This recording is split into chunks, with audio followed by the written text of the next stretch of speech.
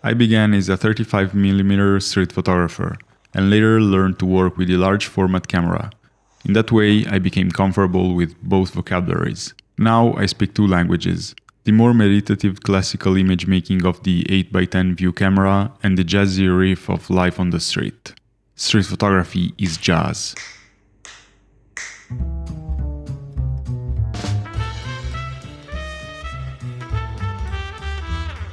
Joel Meyerowitz, probably the most famous name in modern photography. The man who made color relevant when it was just for amateurs. The photographer who had the courage to stand firm against the New York government and document the 9/11 aftermath for the world. The artist with an insane amount of exhibition and publication worldwide that would turn grey almost every other artist who ever lived. Yet, I never liked this body of work. Until...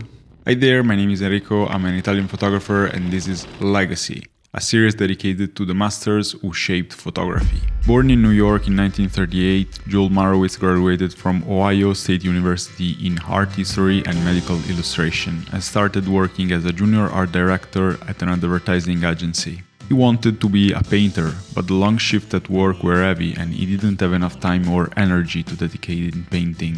In 1962, the agency sent him to supervise an ad campaign being shot by Robert Frank. Meyerowitz fell in love with the way Frank moved and captured each frame, understanding the power of photography. He immediately decided to quit his job to pursue a photography career.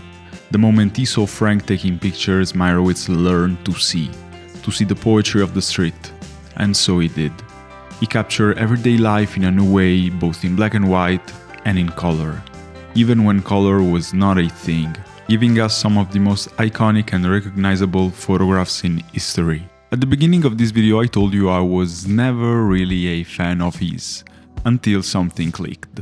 At first glance, Meyerowitz's work, to my eyes, is undeniably good, but we all have taste, and let's say I'm naturally more drawn to photographers like Gruyère or Haas, a more fine art approach, if you will. Images that are more eye-catching right away, that interplay of light and shadow, or even complex composition, and so on. But lately I find myself exploring photography with new eyes and a more open-minded approach. I find myself searching for something I have lost over time: answers, questions, doubts, certainties, and everything else we can find in photographs and in photography. I feel the need to improve, not only as a photographer, but also as a human being, as a person, and if you will, even as an artist.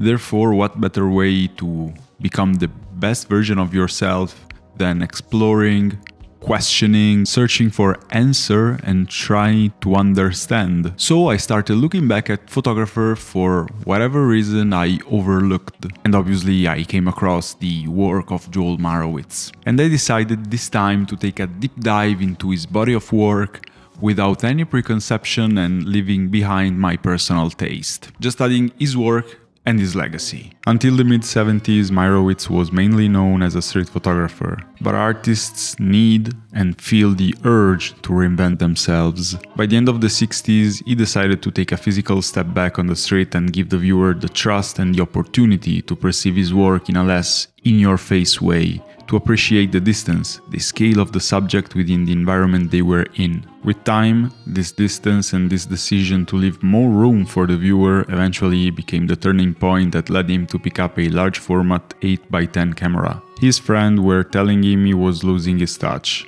that his photos were not as striking as before, but he knew he needed a change. And so he did. First on the street, then on the quiet views of Cape Cod.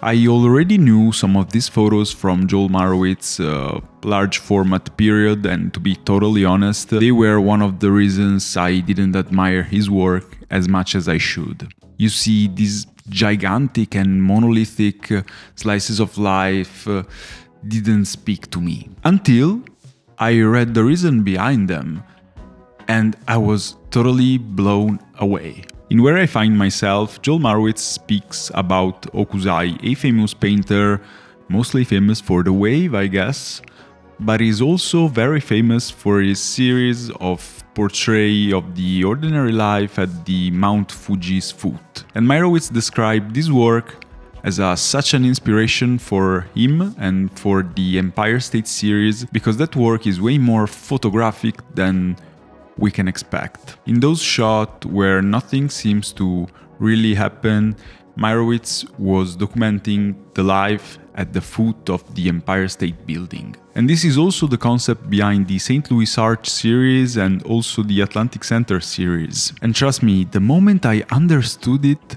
my mind was literally in totally shock, because it is like I was dismissing, for instance, a Japanese poem only because I couldn't understand the alphabet, not because I'd actually sat down and felt nothing. I was trying to unlock a door with the wrong key, blaming the lock all the time instead of blaming myself for having the wrong key.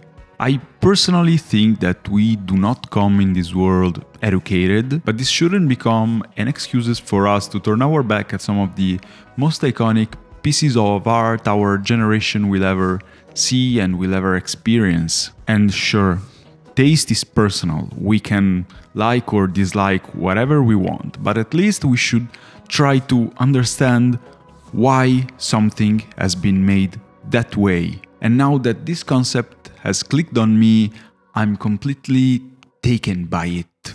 Meyerowitz started photographing the street of New York in color, because that is the way the world is, full of color.